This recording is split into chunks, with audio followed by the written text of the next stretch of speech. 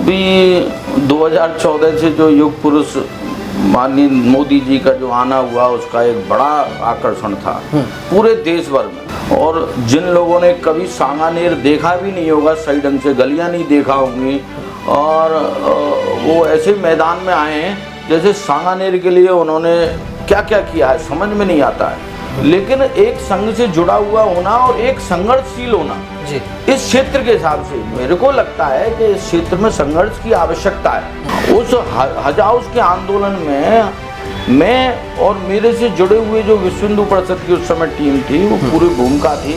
मैं ये मान सकता हूँ, मैं उस समय जो कार्य देख रहा था वो योजना की दृष्टि से सारा कार्य मेरे पास था। अभी एक अल्पसंख्यक छात्रावास का विषय आया, उसको भी रोकने में मेरी अहम भूमिका थी। इस समय जैसे सांगानेर को हम राजनीतिक रूप से यदि देखते हैं तो ध्यान में आता है भाजपा का गढ़ कहा जाता है। क्या प्राथमिकता रहेगी, क्या विजन रहेगा सांगानेर में, किस प्रकार का आमूलचूल परिवर्तन करेंगे, क्या सबसे पहले प्रमुख मुद्दे क्या रहने वाले? कि सांगानेर एक अलग ऊंचाइयों पे होगा।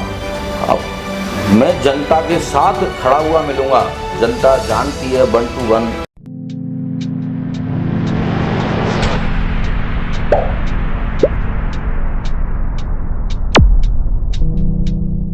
नमस्कार, मैं हूं विवेकानंद शर्मा और आप देख रहे हैं द विवेक व्यूज।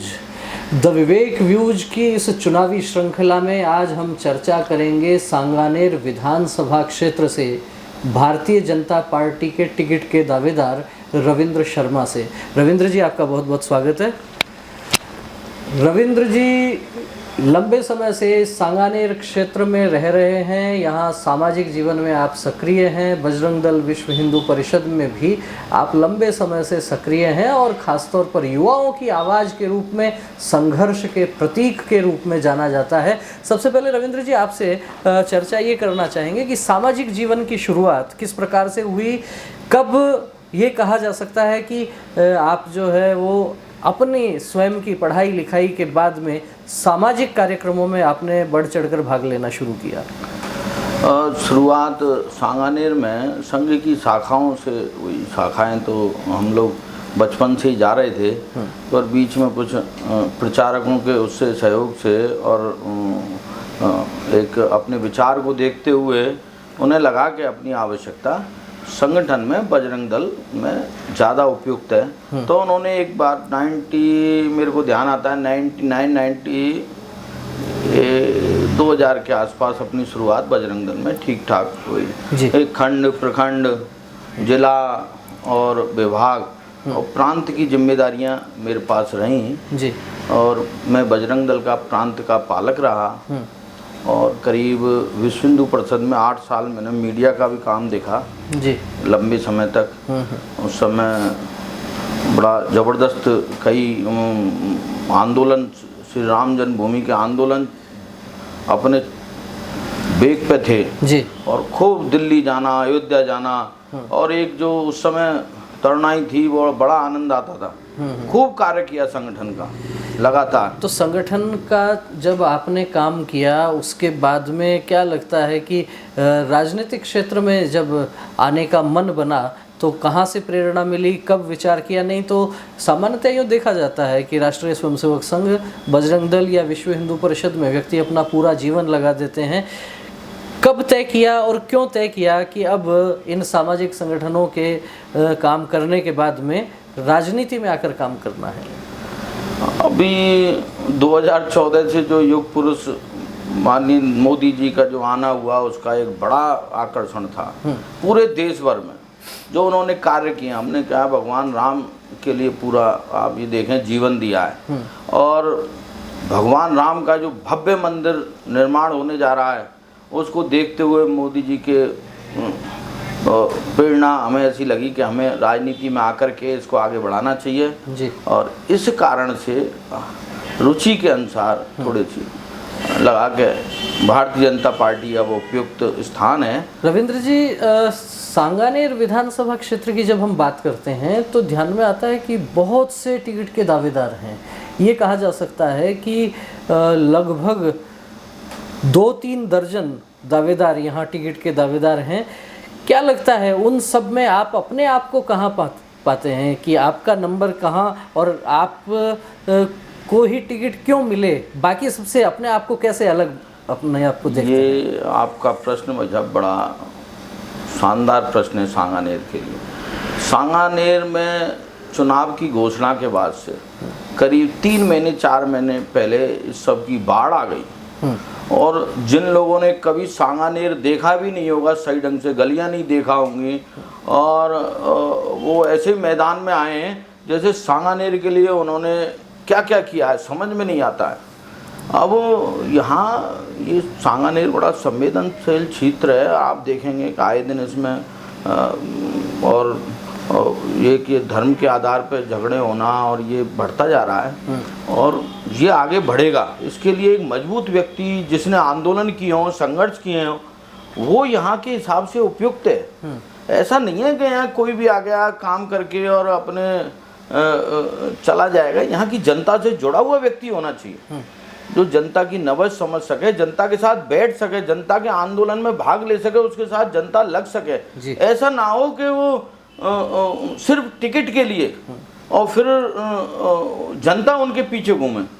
यहाँ सनातन धर्म का एक बड़ा अच्छा प्रभाव है और सनातन धर्म पे काम करने वाले बहुत लोग हैं। संघ का भी यहाँ बड़ा अच्छा प्रभाव है और आए दिन ये घटनाएं होती हैं, इन सबको रोकने। तो आपने जैसे कहा कि संघ का बहुत प्रभाव है, बहुत से टिकट के दावेदार ऐसे हैं जिनकी पृष्ठभूमि राष्ट्रीय स्वयंसेवक संघ से संबंधित है, उन सब में आप अपने आप आपका मानना बिल्कुल ठीक है। वो लोग संघ से जुड़े हुए हैं, लेकिन एक संघ से जुड़ा हुआ होना और एक संघर्षशील होना जी इस क्षेत्र के हिसाब से मेरे को लगता है कि इस क्षेत्र में संघर्ष की आवश्यकता है। संघर्ष आने वाले समय में यहाँ संघर्ष होगा, मजबूत व्यक्ति की आवश्यकता है। अब ये तो पार्टी तय करेगी किसको देगी किसको नहीं देगी, जो देगा वो ठीक है, जिसको मिलेगा वो ठीक है, लेकिन यहाँ की जनता के हिसाब से मांग ये है कि यहाँ मजबूत व्यक्ति चाहिए, संघर्षशील व्यक्ति चाहिए। आपको क्या लगता है, आप मजबूत हैं, संघर्ष करने वाले हैं? यदि आपको लगता है हाँ, तो कृपया आप 1-2 घटनाएं ऐसी बताइए जिनके माध्यम से हमारे दर्शकों तक भी ये जानकारी पहुंचे कि आपने सांगानेर के लिए क्या संघर्ष किया है। आपसे मेरा जुड़ाव 2011 से है। आपने भी 2013 के आसपास हज हाउस का आंदोलन देखा था, सबसे पहले शुरुआत आपसे की। पूरे 2007-8 के आसपास हुआ, 2007-8 के आसपास, हाँ 2011 में तो आपकी जुड़ाव था। अब उस आंदोलन को आप देखेंगे तो पूरे भारत वर्ष में हज हाउस, हज के जो वो हैं वो बने, लेकिन सांगानेर ही एक ऐसा जगह है जहाँ उस हज हाउस को बनने नहीं दिया। इतना मजबूत स्थिति में आकर के अपन ये यहाँ सांगानेर की जनता में अपन ने काम किया है जी। तो ये जो आंदोलन हुआ हज हाउस का, उसमें क्या भूमिका रही है आपकी?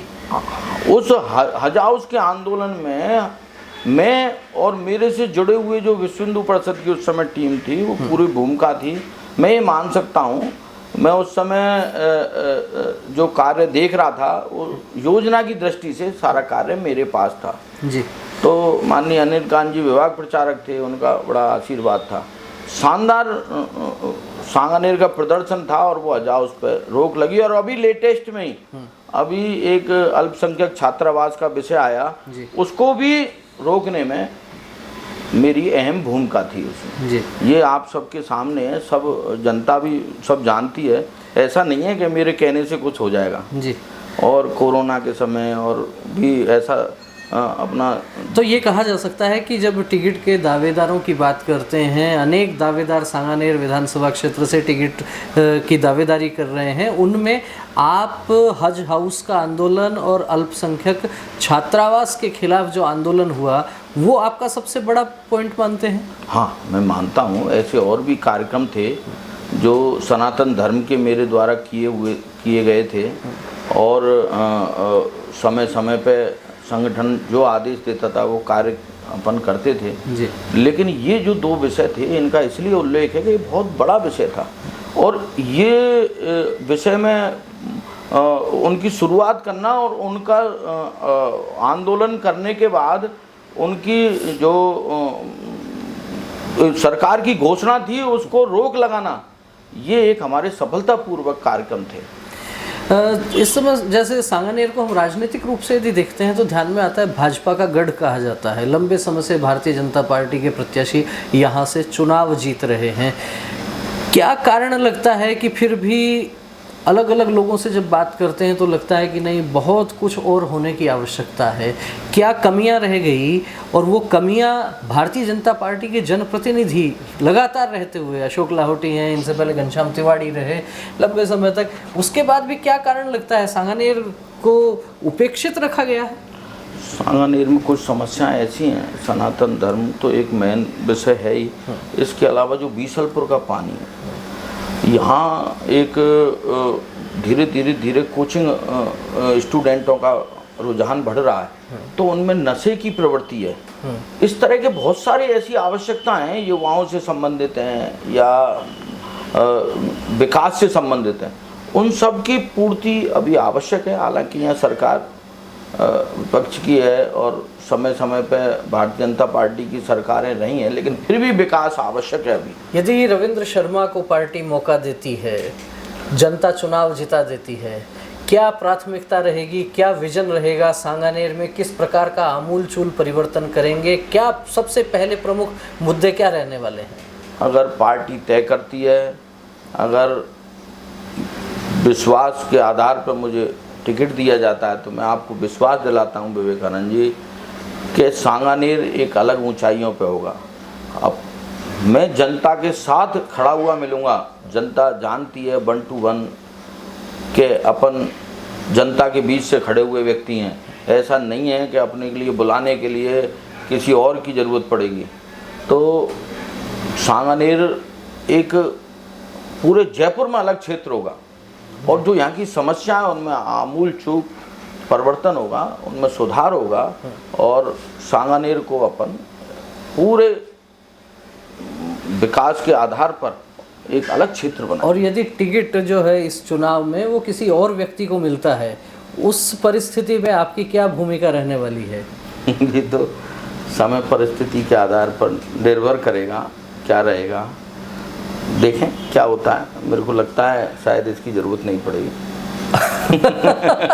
बड़ा अच्छा जवाब रविंद्र जी ने दिया है कि अपने टिकट के प्रति पूरी तरह से आश्वस्त नजर आ रहे हैं। और जब हमने सवाल किया कि यदि टिकट किसी और व्यक्ति को मिलेगा तो बड़े ही हम कह सकते हैं जैसे राजनेता जिस चतुराई से प्रश्नों को टाल जाते हैं, कह रहे हैं कि शायद ऐसी जरूरत नहीं पड़ेगी, टिकट के प्रति पूरी तरह से आश्वस्त नजर आ रहे हैं। आखिरी सवाल करूंगा रविंद्र जी कि ये तो चुनाव का समय है, 2 ढाई 3 महीने में चुनाव भी हो जाएंगे, परिणाम भी आ जाएंगे, लेकिन जिन रविंद्र शर्मा को सांगानेर का पूरा क्षेत्र एक संघर्ष करने वाले युवा के रूप में जानता है, जिनकी पहचान बजरंग दल और विश्व हिंदू परिषद में कार्यकर्ता के रूप में रही है, क्या उन रविंद्र शर्मा की पहचान इस चुनाव के बाद एक राजनेता के रूप में स्थायी रूप से हो जाएगी?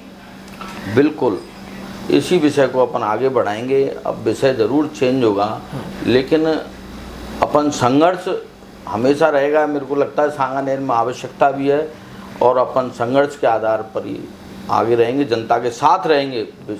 परिणाम कोई भी हो, ये तो एक भगवान की इच्छा होती है, वे क्या करता है, लेकिन जो सनातन धर्म के विषय हैं उन पे अगर कोई आघात होगा तो रविंद्र शर्मा हमेशा तैयार रहेगा।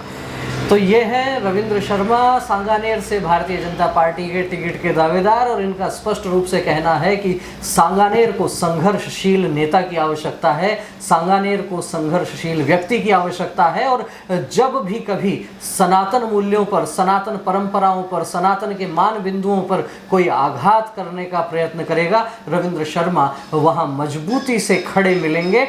फिर मिलेंगे एक नई शख्सियत के साथ, एक नए वीडियो के साथ। आपको ये वीडियो अच्छा लगा हो तो लाइक कीजिए, अपने विचार कमेंट करके हमें आप अवश्य अवगत करवा सकते हैं। वीडियो अच्छा लगा हो तो अधिक से अधिक लोगों तक शेयर करें। फिर मिलेंगे एक नई शख्सियत के साथ, एक नए वीडियो के साथ। तब तक आप देखते रहिए द विवेक व्यूज। बहुत बहुत धन्यवाद, नमस्कार।